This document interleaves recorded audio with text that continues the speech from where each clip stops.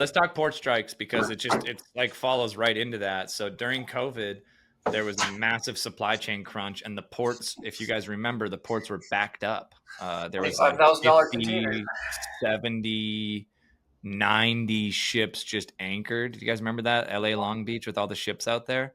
So it's kind of funny.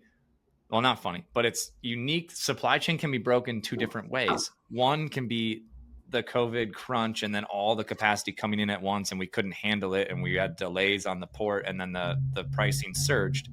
And now on the East Coast, the dock workers, 45,000 of them, are striking, and there's not a big line of ships at all. They're just all being diverted to other ports, and there will be lines at other ports, and there will be no freight coming into the East Coast and the Gulf ports.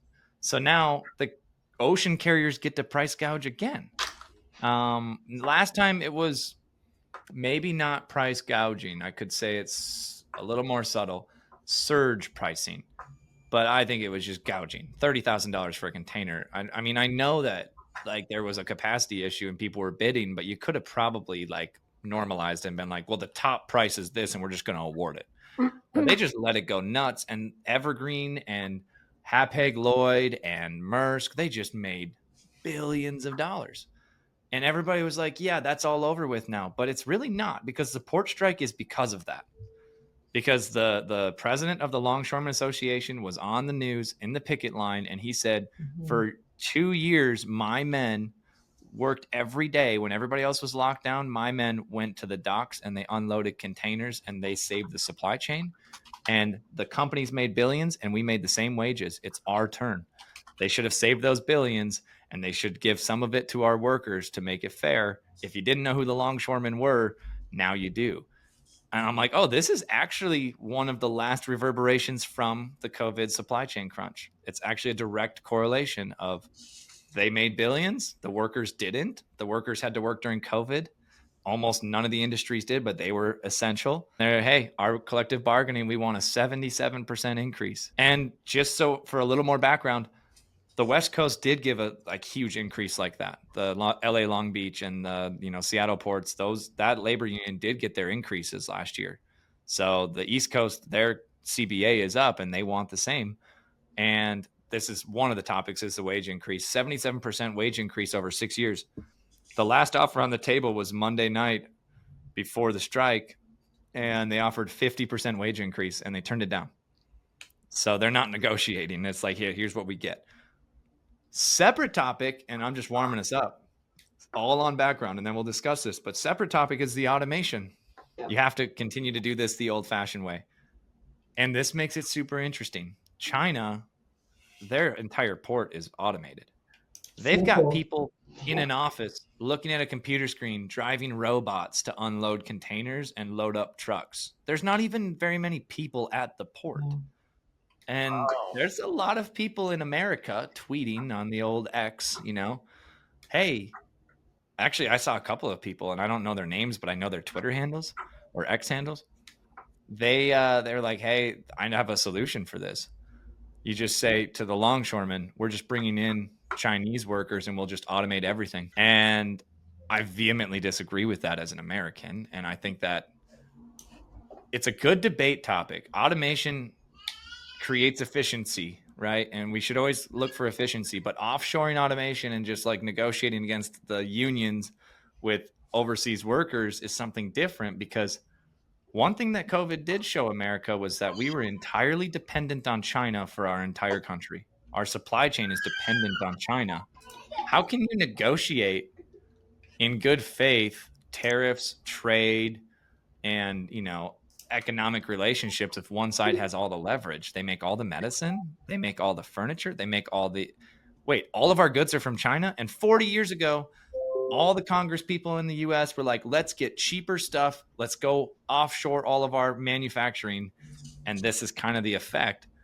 I'm not certain if I'm on the longshoreman side or the USMX, but a little more background beyond the automation. There's just chaos at the port because of all this strike, but it actually helps the USMX as much as it helps the longshoremen. So it's the weirdest incentive this strike won't end soon. Well, I don't know if it'll end soon. I'll say this strike wouldn't have happened. The only reason it did happen is because both sides have the same incentive. USMX is like the top 7 steamship lines are part of it. Hapag Lloyd, Maersk, those guys, right? Evergreen. They get to raise their prices because there's a strike. And so they're like, oh, sweet. There's chaos. I get to now charge $20,000 again. Let's go ahead and let them strike. And the longshoremen, if they strike, they're going to be guaranteed their wage increases. And the president of the association gets to put on an awesome show and be like, I battled for the union, and it's like a blue collar union thing to do, to strike, and it's a right. And so they both have the same exact incentive. They both want this to happen for a little while. I don't know how long they want it to go on. The longshoremen, I've heard, are not getting paid. That's interesting. As long as they strike, they don't get their paychecks. I don't know how long they can do that. But the average salary, it looked like on a chart I saw on LinkedIn. So feel free to fact check me if this clip goes out. But it was like between 100 and 200,000 salary. It's a high paying job, relatively speaking, but a very difficult, dangerous job as well. So it should be compensated. So maybe they've got a little savings and they can do a few weeks of this. If they can do this for 3 weeks, our entire supply chain would be crippled. 3 weeks is all it's going to take. 1 week will hurt. 2 weeks will be pretty bad. If it goes for 3 weeks, like you wouldn't see toilet paper on the shelves kind of thing. 70% on top of that seems like once inflation comes back down, like that's crazy good. If inflation comes back But down. this will drive it back up. The supply chain, this has inflationary pressure because it's not even price gouging. Like Biden actually yesterday put out a statement and said after Hurricane Helene, they're like, hey, he said, don't you dare price gouge on supplies and stuff because of this hurricane in the port.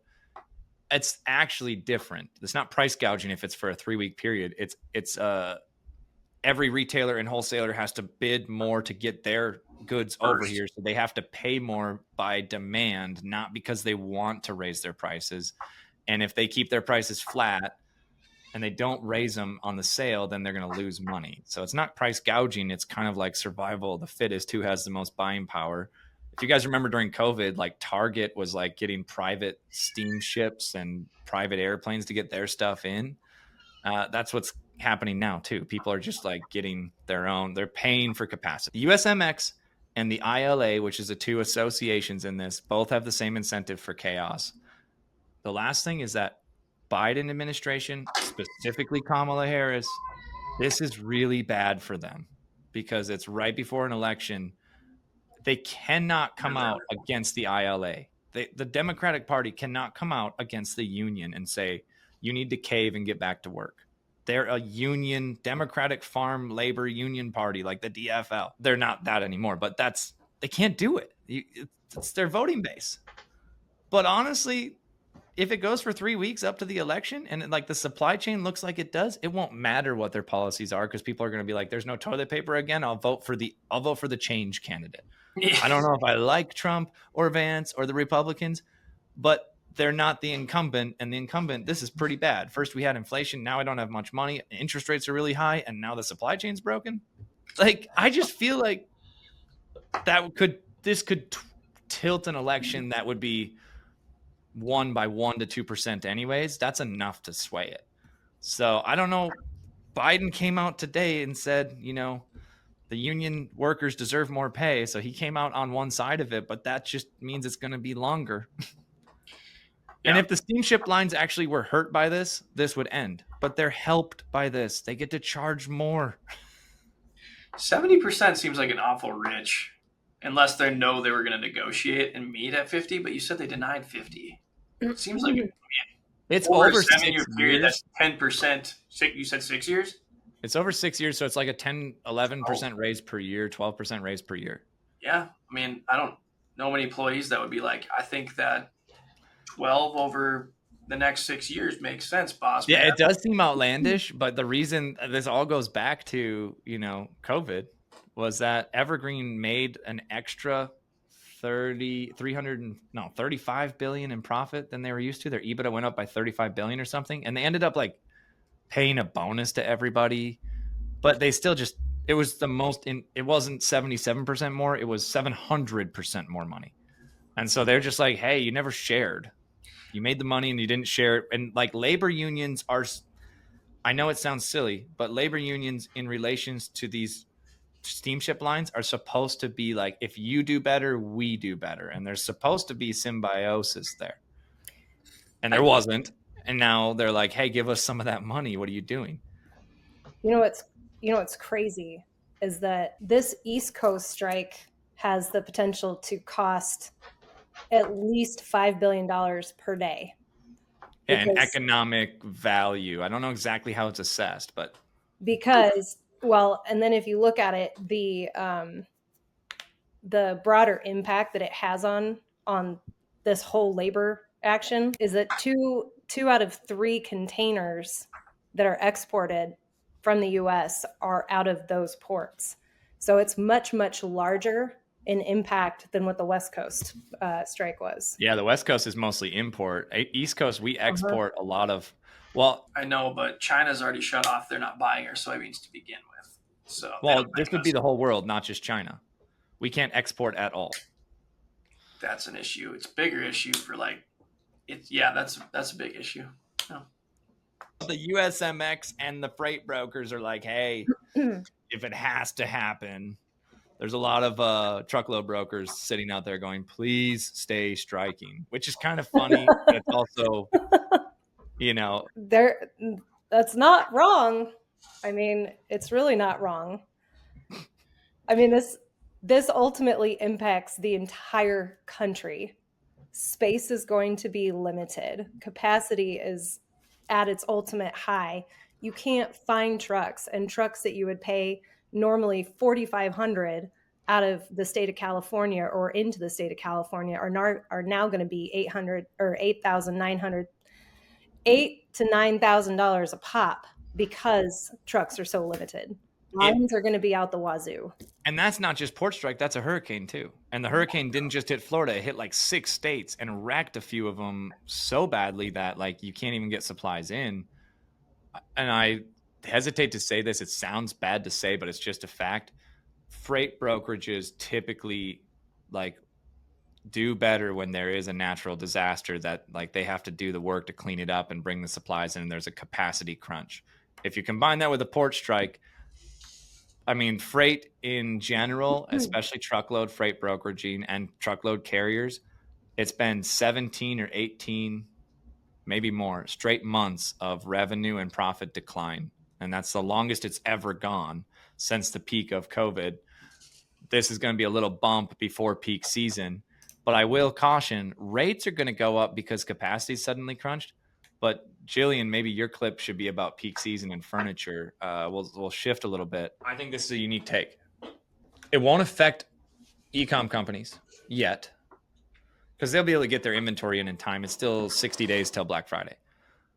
But if this goes long enough, the price to bring in those containers in November, that's when the capacity crunch will hit because suddenly it'll open back up and then everybody wants to bring product in and there will be delays and high cost, and they may have run their Black Friday sale starting in November, and they may have done a discount, and then they're going to be way upside down on getting the actual product in. I think this is going to be an interesting impact on e-commerce compared to traditional brick and mortar. We're in October, so brick and mortar retailers will actually have a lot of their inventory already in their stores and in their warehouses getting ready for the season. Whereas with e-commerce, because they're more just in time, they're relying on drop shipping, I think it's actually going to have a pretty profound impact on companies who are drop shipping, who don't own their inventory. And we might see a little bit of a uptick in brick and mortar local stores as opposed to the online. Yeah, I think that around holidays, people want to get the product. They don't want to just buy it. They want the product at their house to give it as a gift or to have it in their house.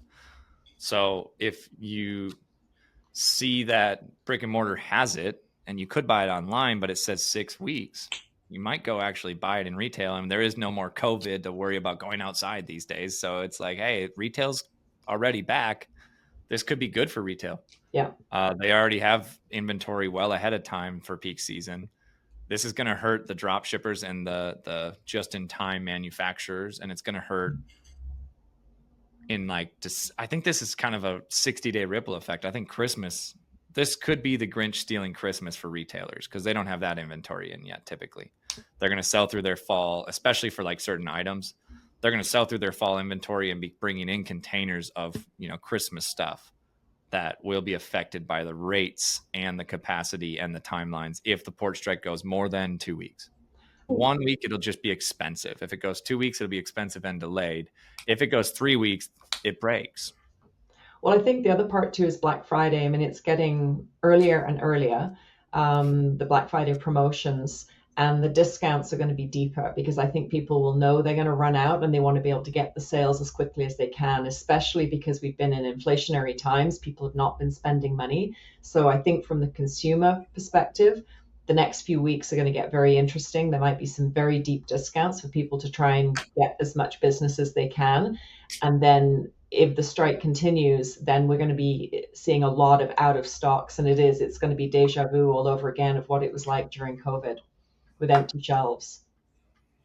Amen. Michael, you need a good clip still. You got a couple. To go on top of that, I think it's going to hurt the dropshippers a lot because, I'm pretty sure any customer we've ever talked to, and you can probably assume for the rest of the industry, that sales have been down this year anyway because of inflation. So if we take lower than expected sales, companies not meeting their quarterly targets, and then you add this on top of it, it's just truly a double negative for those types of companies in that furniture industry.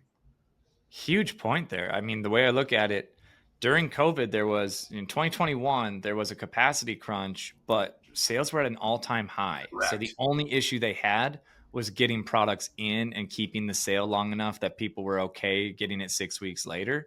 But money was easy. Interest rates were at 2% and money was easy and sales were at an all-time high. This is the opposite effect. Every brand that we talk to, whether they're our customer or a prospect that we're in conversations with, a lot of the e-com brands are down revenue-wise from 2022, and they're up from 2023. Maybe like they finally started to climb again naturally and have healthy sales growth. But the consumer drives that type of economy, and the consumer is not healthy at the moment in America. Mm-hmm. And so there's much less margin for error on pricing right now. Everything's already tight. And a lot of the brands we work with, I already know cash is tight, receivables are difficult, their inventory is something that if it's repeatable and it's low and it's $2,000 a container, they're getting enough margin to keep all their employees and try to keep growing. But if that upends that part and they can't then raise the price to a weak consumer, relatively speaking, a consumer may not buy a rooftop tent if it's any higher than the price that it is. Back in the day, they were buying them just because they wanted to go outside during COVID. Wow. Now, maybe they won't buy an expensive sofa if it's 25% more because of the cost of the container. So the e-com companies are going to get squished in the middle. Especially the seasonal ones where maybe their season is actually fall through winter versus, overlanding gear, things of that stuff's more summer. Maybe it's like, it's going to be tough, but at least this isn't our busy season. Yeah. Yeah, I think that sofas, furniture, anything home decor, that's going to be a tough time. Mm-hmm. I do think that probably companies are depleting inventory, that if they're selling rooftop tents, grills, patio furniture and stuff, they're trying to deplete inventory, so they'll probably be all right. There's winners and losers in every situation, but e-com drop ship furniture, this could really throw some consternation in their Black Friday plans. Oh, that was a good consternation. Here's another point to consider too, though. The backlog of inventory that has been ordered that will be impacted and delayed a month, 2 months, 3 months, because the consumers may choose to go brick and mortar and look for it locally, or maybe they reach out to a store in the next town over and they happen to find it. What could end up happening is now these bigger online retailers that are strictly e-commerce, once they get that inventory in, they're going to have so much of it that they're going to have to discount it down because everybody's already got what they wanted at a rate that they wanted to because they found it locally. And now there's nothing to offset the cost. So they've just paid double for shipping to get it in. And then once it does come in, now they're going to have to discount the product because they can't get rid of it. And that is that is the contrast to like during COVID, they were going to get rid of it, right? Yeah. Everybody wanted the stuff. Now there's no guarantee that people are going to buy it. And so you either have to do just in time, which is what e-commerce is. The safest way is once you sell a product online, you then order it and get it moved in and try to ship it. And you hope that the drop shippers have it in inventory, right? Mhm. But if they don't, and then maybe the customer cancels, now you're stuck with that inventory. You I paid for the wonder, container already. I wonder if there's companies that are looking at this and they're going to be like, we're going to put stricter return policies going into Q4 because we see this happening and we can't eat all that. So it's going to be strict return policies, or Yeah, you think that 75%. would be you think it's a good idea, but like the e-commerce companies have no leverage because the consumer's not spending money, so they just need like they kind of have to do whatever they can to get the sale. The other part I think might be quite interesting is since COVID lockdown and when people realized the risk of the reliance on getting their inventory from Asia, a lot of companies did turn to Mexico production, North American production in Canada, Mexico, and then again in the US. So it'll be interesting to see if more companies then, they see it one more time, they're getting hit when they're doing imports. And for the companies that did invest in North American manufacturing, maybe this is their time as well. Great point. Yeah, there's winners and losers, and they're going to feel if this actually goes through for a few weeks and it really hurts everything, they're going to be like, we are geniuses. We did it. But it might be a ripple effect. Like maybe the first wave was 20% of companies decided to nearshore. And then the other 80% were like, hey, things are back and it's cheap and we got to keep ordering from Europe and Asia. But maybe this time it's like another 40% come over and now it's 60-40. And I mean, there's a few companies out there that I see all the time on LinkedIn talking about nearshoring and how it's amazing and how it's like coming back. This could spur it. That's in favor of one of the candidates who has been saying we should make everything in America and nearshore and all this stuff. And, he's always like, Trump has always had a policy of like, hey, we got to be tough on trade and we should make stuff here. This would be a catalyst for Trump fans to win an election off of this. And I guarantee Kamala and Biden are doing everything they can to get this deal struck in under 10 days. There's got to be a ton of political like pressure and behind the scenes with the longshoremen and the USMX. Like, hey, have your fun, make it look like you really did something, but don't you dare make this go more than a week because we'll lose the election. So it's an interesting narrative. How much money, how much bribery and conniving might go on because it's that high stakes. Because when you have one candidate who for 8 years has been like, let's make it in America and nearshore and like, don't buy from China. And if they do, it's a tariff.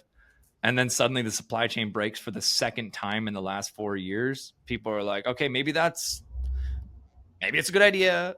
I guess we could do that. And it'll be pretty hard for Kamala and Biden to like do a 180 and be like, yeah, we would love for that to happen. Like, let's do that. It's a great idea. It's going to be interesting. It's high stakes. It's supply chain and politics. If it wasn't an election year, it wouldn't be nearly as high stakes. I think that adds like a huge variable to this strike.